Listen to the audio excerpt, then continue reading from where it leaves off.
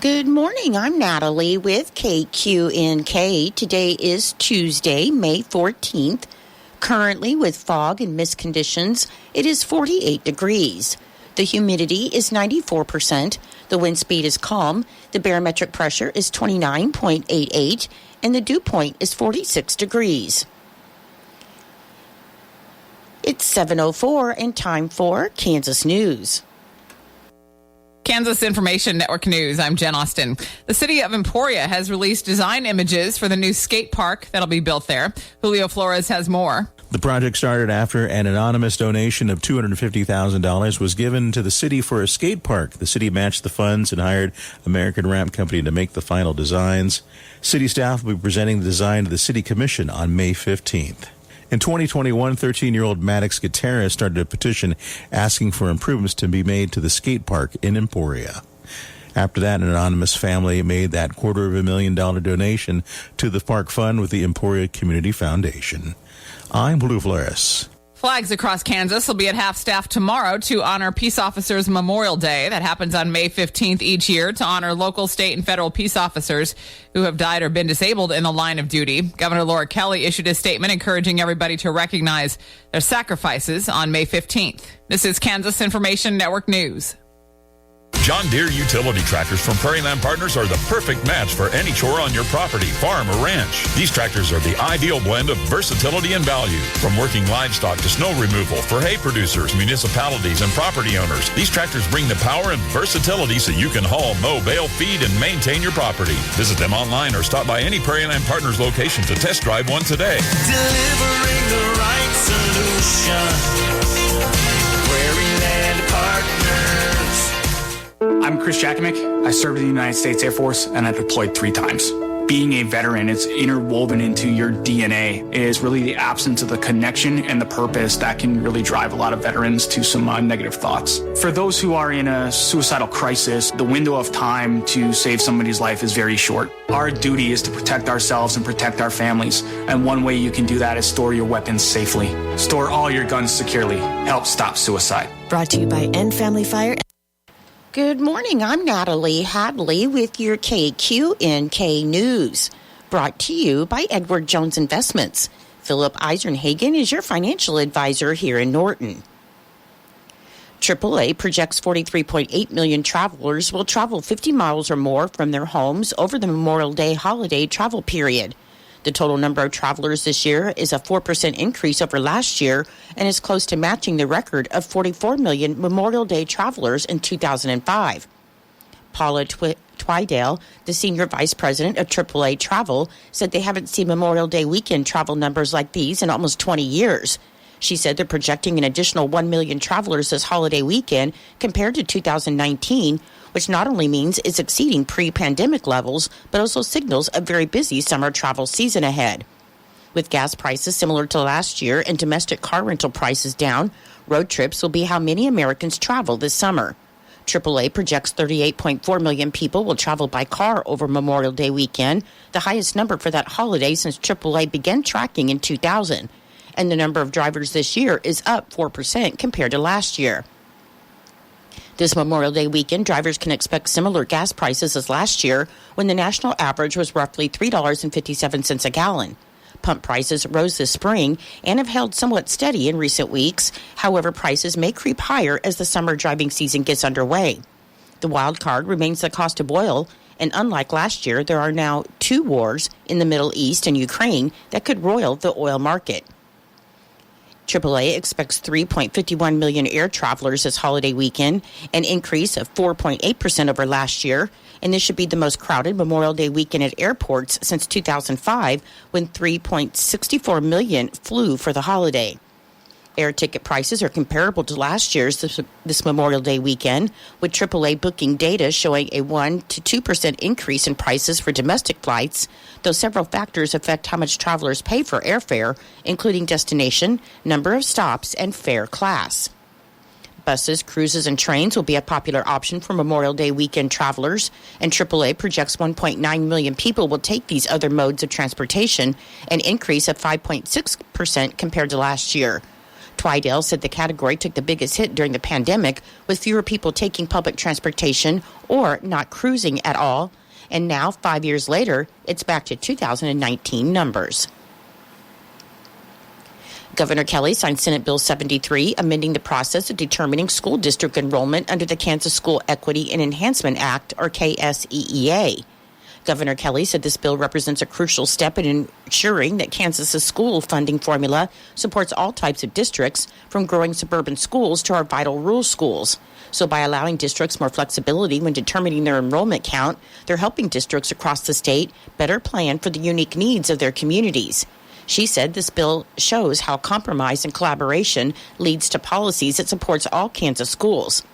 Senate Bill 73 aims to assist districts dealing with declining enrollment by providing 3 enrollment count options for the 2024-2025 school year. From the 2025-2026 school year onward, districts will be required to choose between the current year and preceding year enrollment counts, ensuring fairness and accuracy in education funding allocation across Kansas.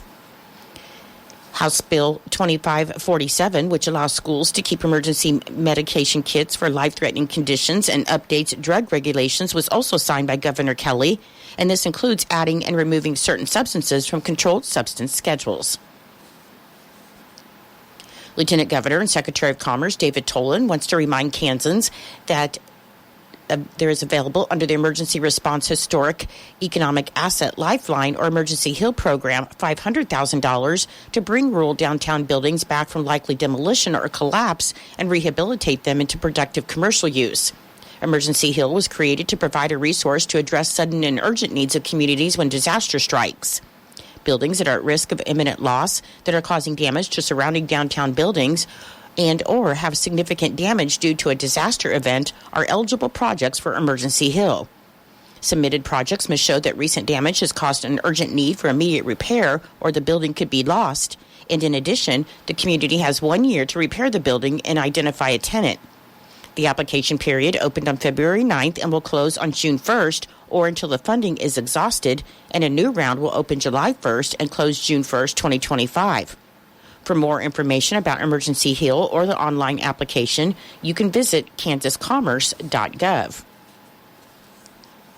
In Nebraska news, court documents reveal that 36-year-old Melissa Seitz from Pittsburgh, Georgia, and 29-year-old Solona Schultz faced charges in Buffalo County Court for 3 counts of child abuse without injuries, with an additional charge of driving without a license for Seitz, after state troopers found 3 children in the back of a U-Haul traveling on Interstate 80 in unsafe conditions.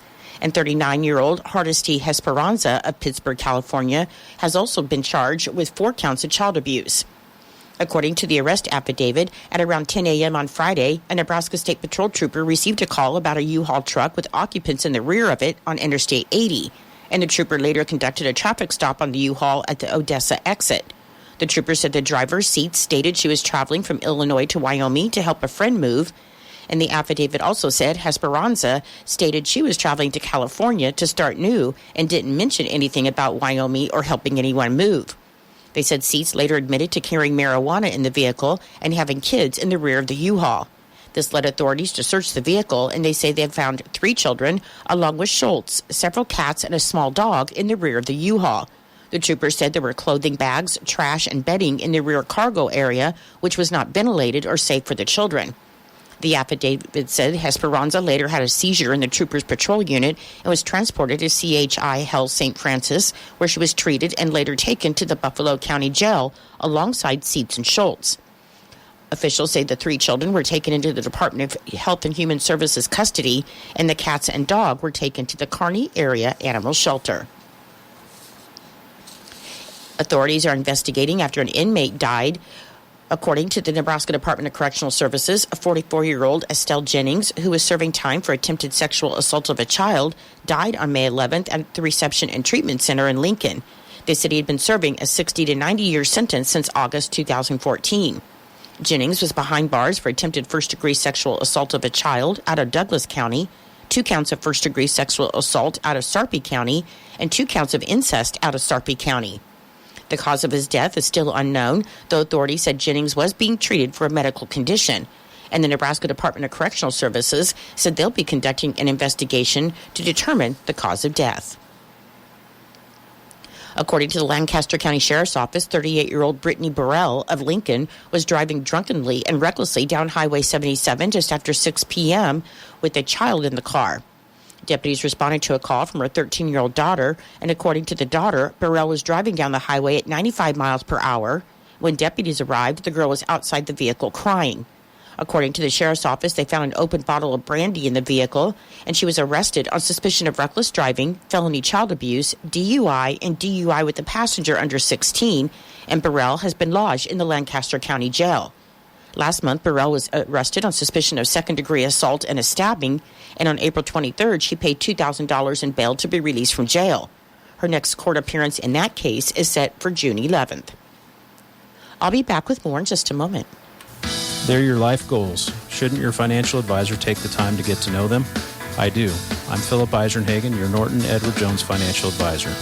The most important goals I have are yours. That's why I take the time to understand your needs so I can recommend personalized strategies with your goals in mind. Contact me today, 785-877-3373. That's 877-3373. Making time to take the time. That's how Edward Jones makes sense of investing. Edward Jones, member SIPC. The Kansas Department of Health and Environment and the Kansas Department for Aging and Disability Services are taking steps to gather professionals as well as individuals with lived experience to update the state's Alzheimer's and dementia state plan. In May 2019, in response to this public health crisis, Governor Kelly signed Executive Order 1908, establishing the Kansas Alzheimer's Disease Task Force, and task force members were divided into committees that studied, researched, and documented the topics for the plan that included public awareness, access to care, family caregivers, training and workforce, safety and legal, research and data, dementia care, and rule. In 2024, the Kansas Department of Health and Environment received funding from the Centers for Disease Control and Prevention to engage members of the 2018 Kansas Alzheimer's Disease Working Group and 2019 Kansas Alzheimer's Disease Task Force in establishing a Kansas Alzheimer's Disease Coalition to address Alzheimer's disease and related dementias, or ADRD. The program will also begin educating the public on brain health and address Alzheimer's disease and related dementias issues and the broad spectrum of actions needed to fully address ADRD across Kansas. The Kansas Department for Aging and Disability Services Secretary Laura Howard said their goal is to improve access to dementia care and quality of life and build strong communities for those living with Alzheimer's disease or other forms of dementia through strengthened partnerships and policies.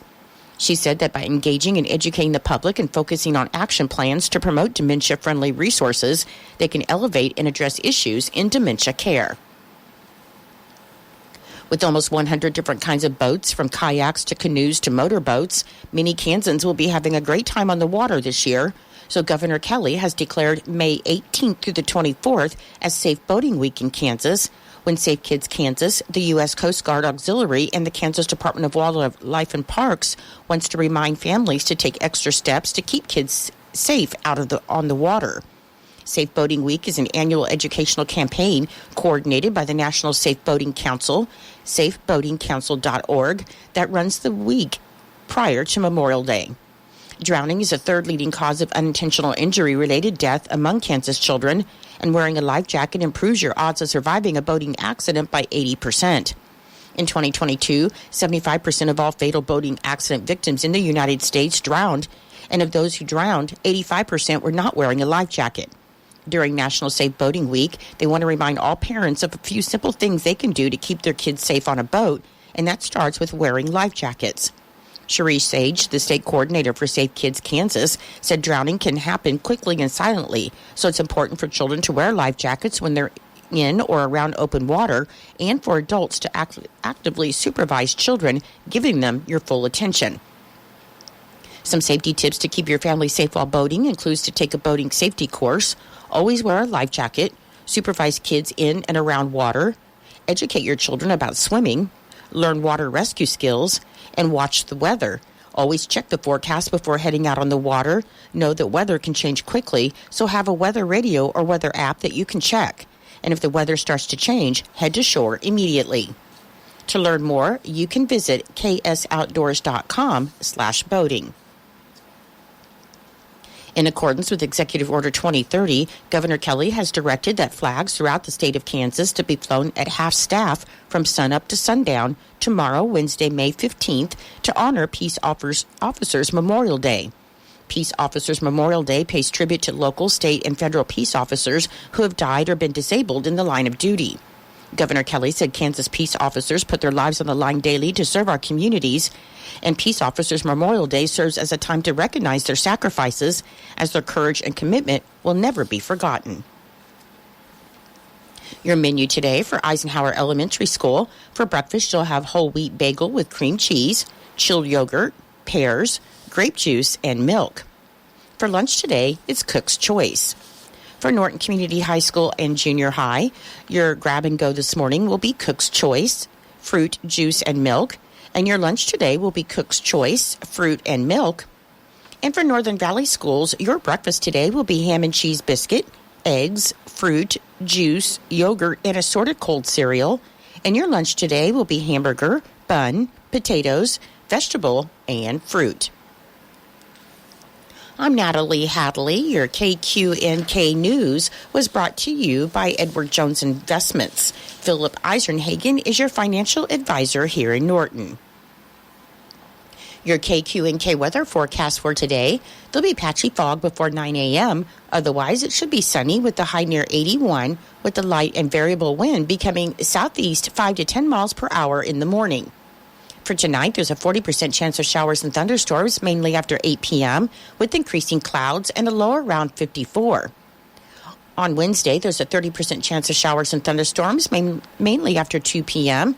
Otherwise, it'll be partly sunny with a high near 74.